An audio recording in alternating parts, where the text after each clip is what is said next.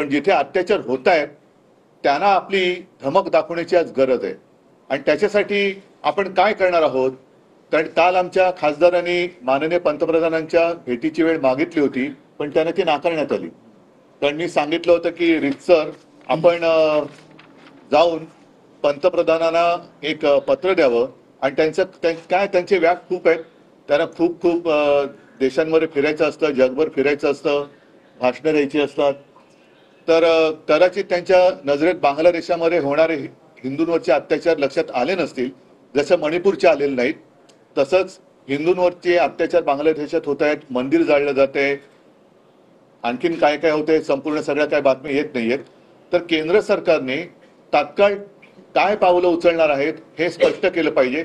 बाकीच्या चर्चा तूर्त एक दिवस बाजूला ठेवा आणि संसदेमध्ये बांगलादेशात होणाऱ्या हिंदूंवरती अत्याचारांबद्दल केंद्र सरकारची नेमकी भूमिका काय आहे आणि आपण काय पावलं उचलणार आहोत. कारण शेख हसीना इकडे आल्या, त्या सुरक्षित आहेत, कुठे आहेत कोणालाच माहिती नाही.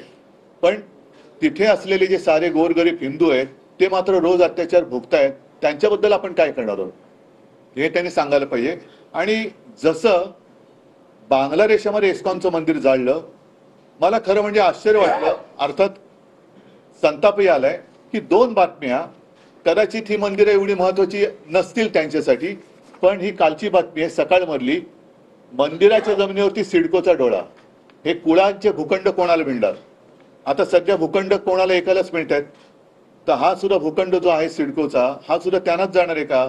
आणि मंदिराचा जो काही भूखंड आहे तो त्यांना जाणार आहे का. दुसरा सामनाची बातमी आहे, ही सुद्धा मोठी बातमी आहे.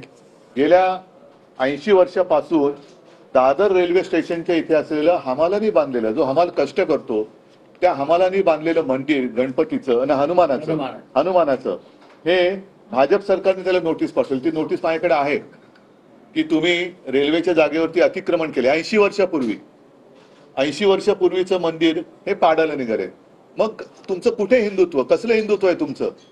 आम्हाला तुम्ही जेव्हा प्रश्न विचारता तुम्ही हिंदुत्व सोडलं का, मग तुम्ही काय सोडलेलं आहे आता. ना तुम्ही आमच्या इथली मंदिरं वाचू शकत, की तुमच्याच राजवटीमध्ये रेल्वे प्रशासन पाडतंय तरी आपलं केंद्र सरकार आणि राज्य सरकार ढिंब आहे. सिडकोच्या मंदिरावरती कोणाचा तरी डोळा आहे, त्या जमिनीवरती. बांगलादेशामध्ये मंदिर जाळलं जाते, हिंदूंवरती अत्याचार होत आहे, तरी सुद्धा गप्प बसणाऱ्यांचं हिंदुत्व नेमकं त्याची व्याख्या आणि त्याचा आकार उकार तरी काय हे मला एकदा त्यांच्याकडनं उत्तर मिळायला पाहिजे. म्हणून मी आज तुम्हाला सगळ्यांना बोलवलं. कारण त्यांना आम्ही